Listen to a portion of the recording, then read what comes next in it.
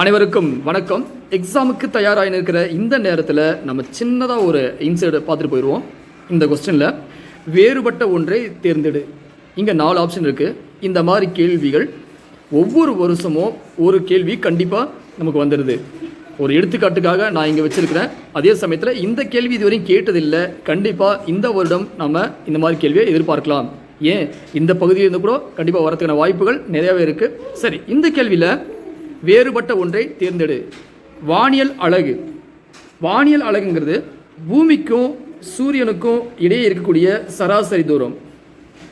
அந்த வானியல் அலகு 1.496 × 10⁸ கிலோமீட்டர் அப்படின்னு நம்ம படிச்சிருப்போம் இல்லைங்களா?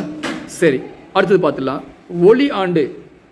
ஒளி ஆண்டுங்கிறது என்னன்னாக்க, ஒளியானது ஒரு வருடத்தில் கடந்து செல்லக்கூடிய தூரத்தை நம்ம ஒளியாண்டுன்னு சொல்லுவோம்.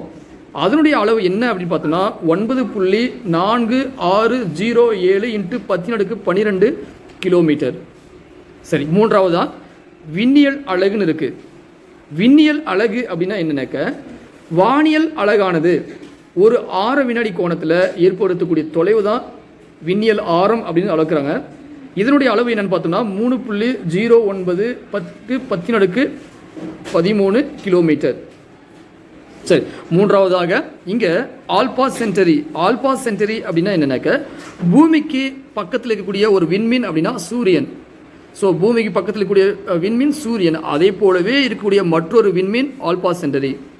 இது மூன்றும் ஒரு தொலைவை அளக்கக்கூடிய அளவாக இருக்குது. இது ஒன்று மட்டும் விண்மீனை குறிக்கிறதுனால இங்கே வேறுபட்ட ஒன்று ஆல்பா சென்டரி.